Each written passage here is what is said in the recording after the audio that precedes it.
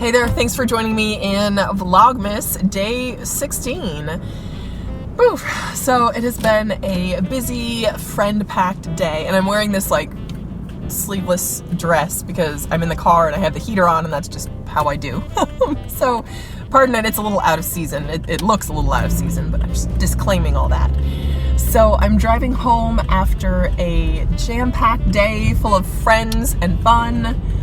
I went to kind of an old, to see friends from an old church. We were all in a singles group together, and two of them got married, and within the span of like 16 months, they got married, changed jobs, bought a house, and had a daughter. So it was kind of, their story's pretty amazing, and it was great to meet up with them. I try to meet up with them at least once a year. We try to all meet together, usually around the holidays. And so we went to a Christmas pageant put on by one of their friends, or church, and their friends' kids were performing in it and did an amazing job.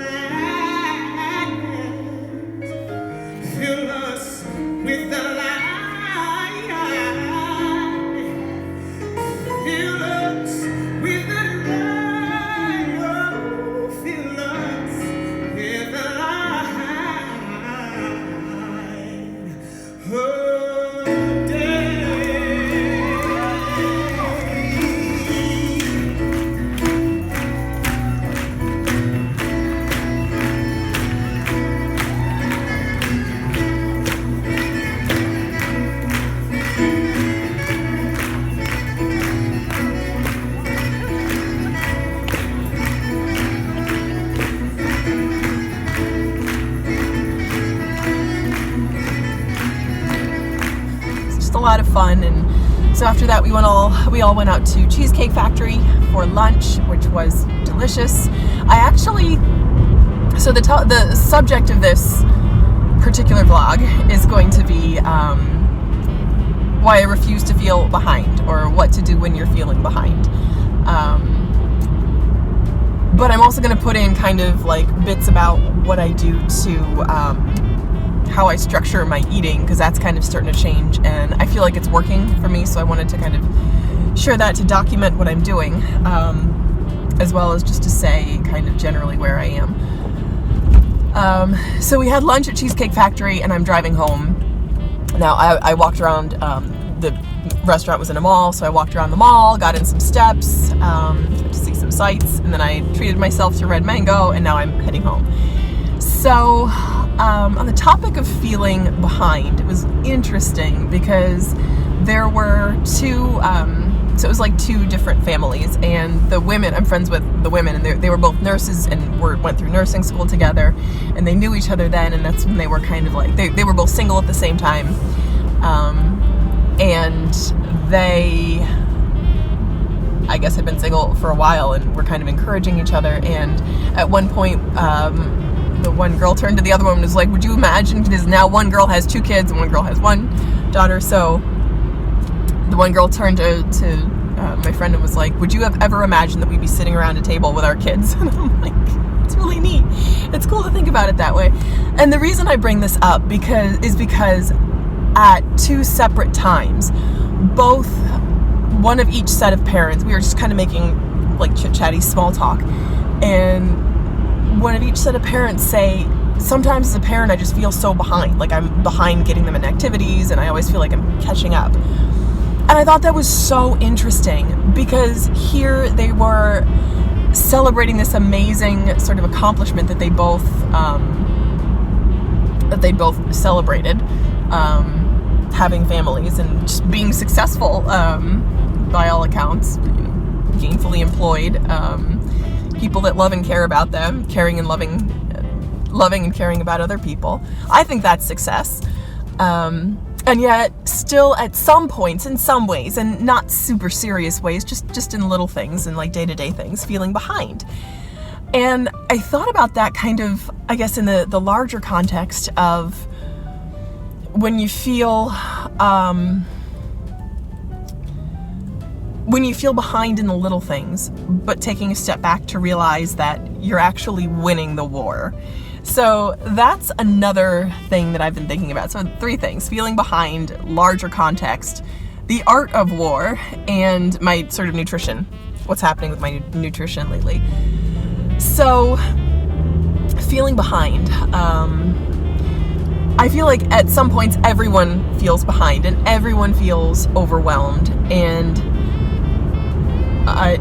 the important thing is just to remember that you might feel that in the immediate, but taking steps to make sure that when you zoom out and look at it from like the 50,000 foot view as opposed to like, you know, the 5,000 foot view, from a large standpoint, making sure that you're headed in the right direction, you're pointing in the right direction.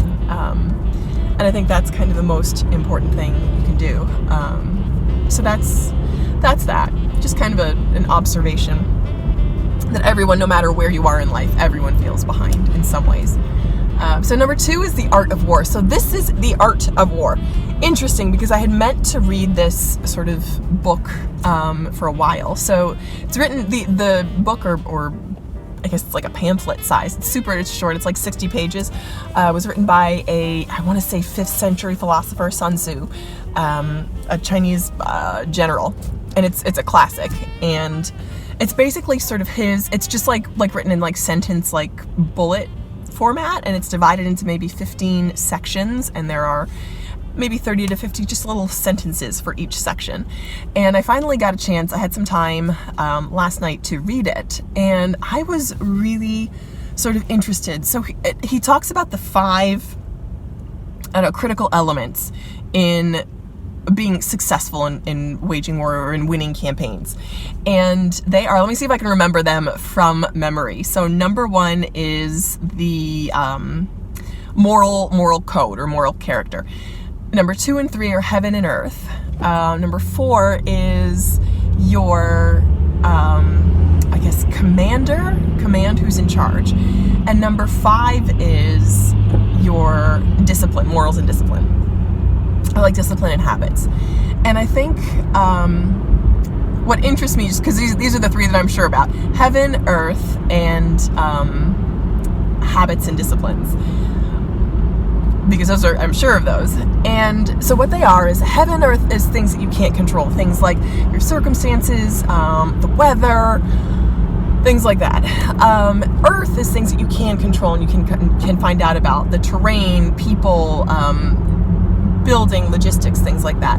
And then disciplines and habits obviously are also things you can control, because they're on the ground, things that you are doing every day.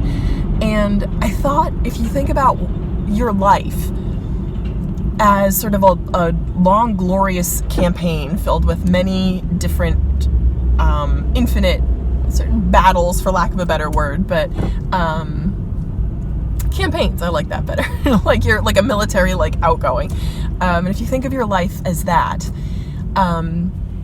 you always want to be prepared and do everything you can to prepare yourself for what is coming, for what you can control, which is all you can control. So I think I was just kind of like recommitted to say, what can I control? And let me make take the most ownership I can of the things that I can control. So that would be habits and discipline, number 5.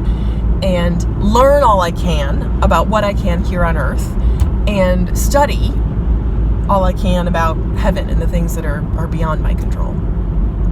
So that was sort of an interesting set of concepts that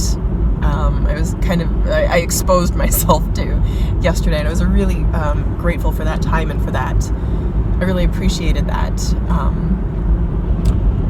exposure. What else? So that's the art of war. And then the last thing I wanted to talk about was my nutrition. And this goes along with number 5, which is habits and discipline, because I really feel a difference, and I've just noticed such calm inside myself since I've really started taking more ownership over my nutrition. So case in point, we ate at the Cheesecake Factory, and it's not a super healthy place, but I mean, there are always healthier options on the menu, and I like that they include the calorie count. That is on their menu. That is very helpful. And what I noticed from looking at the calorie count was that foods you would think would be healthy are not necessarily low in calories. And I knew this, but I had never seen it so plainly in black and white before. So the first thing, if you're wanting to be health conscious, you know, think about your health, is you go to a salad, right? On the list of salads, both entree and appetizer size salads, not one of them was under 1,000 calories for one meal. So I was kind of shocked at that. Like, that was not your lowest choice option. So what I actually ended up ordering was a grilled chicken and avocado club, which was delicious. I think there might have been some bacon on there, but I think for the entire thing, so it was 2 halves of a sandwich, it was like just about 1,000 calories. And I didn't get any cheese, so it's probably under 1,000 calories. So it was grilled chicken, avocado, bacon, lettuce, tomato on just white bread, which I personally like, with a green salad. So I only ate half, so that's about 450 calories for that meal. I had a huge breakfast, so I was trying to kind of balance that out. But I think the lesson in that is sometimes things you expect to be a certain way aren't always. So it always pays to take another look at things, even if you think you might know what they are. So that is kind of where I am in terms of my nutrition over the holiday season. I'm trying to relax and be a little bit more, say centered, but that centered is the right word. As far as, again, my nutrition, my food, my macros go, because part of me is just wondering when the other shoe will drop and I'll start gaining weight. But I'm choosing to completely change my mindset, and almost in essence to hypnotize myself to say, no, I am not, this is a new way of thinking, this is a new me, I'm creating a new me. And that's really exciting. It's very thrilling, sort of this say artistic project. I am the project. It's really, I feel very empowered by that. So that's exciting. So my breakfast was huge. I had, I've been on a bagel breakfast sandwich kick lately, and they were so good. I normally try to fast until noon. I did not do that today because it was just, I had an early start and I had a late night, so I just needed some fuel to get going. So I started out, I ate pretty early. I ate at like 8:30.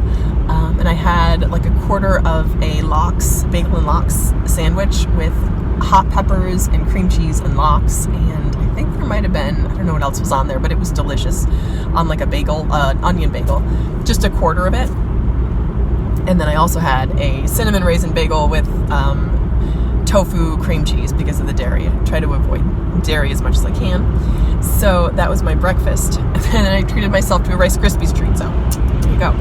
But I'm also hoping to get in some more exercise today to kind of balance it out. So that is my plan for the rest of today. And it's like 5 o'clock now, so not much of today left, but today's been a great day. So I'm really excited and pleased at the amazing day today has been. So thank you for watching, and I hope you'll keep watching. Thanks. Bye.